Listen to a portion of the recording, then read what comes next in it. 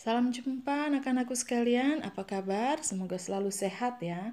Jumpa lagi pada pelajaran Pendidikan Agama Katolik dan Budi Pekerti kelas 6 bersama Bu Guru. Dan hari ini Bu Guru mengajak kalian untuk belajar mengenal Yesus melalui tokoh-tokoh Perjanjian Lama. Nah, hari ini kita akan masuk pada pelajaran kelima, yaitu tentang Nabi Elia. Sebelum memulai aktivitas kita pada hari ini, mari kita berdoa terlebih dahulu. Dalam nama Bapa dan Putra dan Roh Kudus, amin. Allah Bapa di surga, terima kasih atas pemeliharaanmu dalam kehidupan kami hingga saat ini. Engkau memberikan kepada kami kesempatan untuk belajar mengenal tokoh-tokoh Perjanjian Lama melalui Nabi Elia. Semoga Engkau memampukan kami dalam memahami materi pembelajaran ini dan dapat meneladani kehidupan Nabi Elia yang senantiasa menyerukan pertobatan. Allah Bapa di surga, terangilah pula dalam langkah hidup kami. Semoga kami pun mampu melakukan sikap pertobatan dan hanya percaya kepadamu, Allah Pencipta segala sesuatu yang baik. Inilah doa, pujian, dan harapan kami kepadamu yang kami sampaikan melalui Putramu Tuhan kami Yesus Kristus yang hidup dan berkuasa kini dan sepanjang masa. Amin. Dalam nama Bapa, Putra, dan Roh Kudus. Amin. Nah, anak-anakku sekalian, mari kita mengintrospeksi terlebih dahulu sebelum pembelajaran ini dimulai dengan menjawab pertanyaan dalam hati. Apakah aku sering mengikuti kesenanganku dan mengabaikan Tuhan? Apakah akibatnya jika manusia hidup serakah dan mengutamakan kesenangan dan harta? Apa saja wujud penyembahan berhala pada zaman sekarang ini? Apakah aku lebih mencintai dunia yang menggembirakan daripada Tuhan? Nah, anak-anakku, pada zaman ini manusia cenderung mencari sesuatu yang serba cepat atau instan. Instan artinya itu semua dilakukan dengan cepat atau didapatkan dengan cepat. Seperti korupsi, jabatan, pergi ke dukun, lalu tidak percaya kepada Tuhan. Semua hal yang berkaitan dalam kesulitan dalam hidup selalu mengarah pada orang yang dianggap pintar atau dukun yang mampu menyelesaikan persoalan hidup dan akhirnya lupa kepada Tuhan. Selain itu, game, rakus pada makan makanan yang lezat saja, dan mau gaya hidup yang selalu nikmat atau senang terus, inilah merupakan kegiatan-kegiatan yang disenangi oleh sebagian besar orang di zaman sekarang ini. Mereka lupa bahwa Tuhan adalah jaminan keselamatan. Manusia sering mengikuti bujukan setan atau iblis dan mengejar keinginannya dengan berbagai cara yang serba instan atau cepat. Orang yang mengandalkan setan akan jauh dari Tuhan dan akan mengalami penderitaan serta hidupnya merasa tidak nyaman atau damai. Nah, anak-anakku sekalian, Ibu Guru mengajak kita semua untuk mendengarkan kisah dalam Alkitab atau cerita Alkitab yang diambil dari Kitab Suci Perjanjian Lama. Nah, kita akan mendengarkan dan menyimak kisah tentang Nabi Elia dari kitab 1 Raja-Raja bab 16 ayat 29 sampai 33. Dilanjutkan bab 17 ayat 1 dan bab 18 ayat 19 sampai 40. Nabi Elia dan Raja Ahab.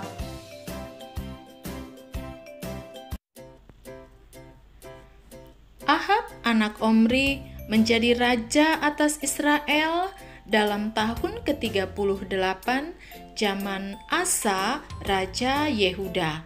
Dan Ahab bin Omri memerintah 22 tahun lamanya atas Israel di Samaria.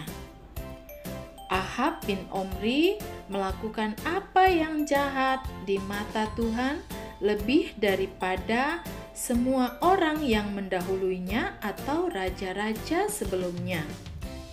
Ahab mengambil seorang istri dari bangsa lain yang bernama Isabel. Isabel adalah anak dari Etbaal, raja orang Sidon yang beribadah kepada dewa Baal.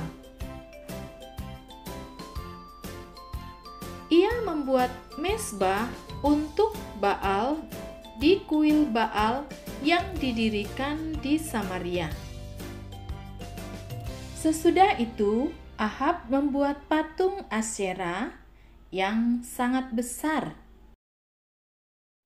Melihat tindakan atau sikap dari Raja Ahab dan seluruh bangsa Israel, maka Allah mengutus Elia, seorang nabi dari Tisbe Gilead, untuk mengingatkan Raja Ahab dan seluruh bangsa Israel agar mereka bertobat dan meninggalkan dewa Baal. Ahab dan Isabel tidak menerima teguran dari Nabi Elia dan mau menangkap Nabi Elia, tetapi Tuhan melindunginya.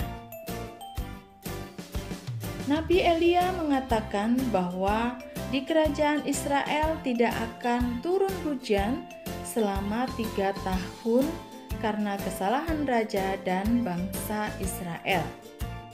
Atas perintah Tuhan, karena dikejar Raja Ahab, maka Nabi Elia diminta untuk tinggal di tepi sungai Kerit, dan Tuhan telah memerintahkan burung-burung gagak untuk memberi makan kepadanya. Ketika sungai mengering, Nabi Elia diminta Tuhan untuk pergi dan tinggal di Sarfat. Tuhan telah memerintahkan seorang janda untuk memberikan makan kepada Nabi Elia. Nabi Elia adalah nabi pemberani yang mau mengembalikan iman orang Israel dan rajanya kepada Allah.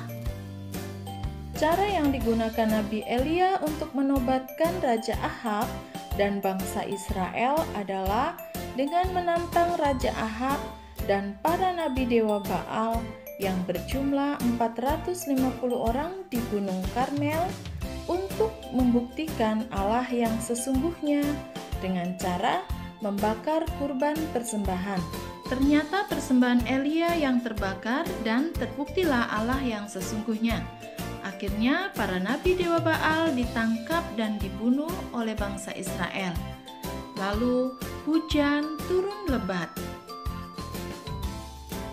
Nabi Elia menyuruh Raja Ahab untuk segera naik ke kereta dan kembali ke istana kerajaan.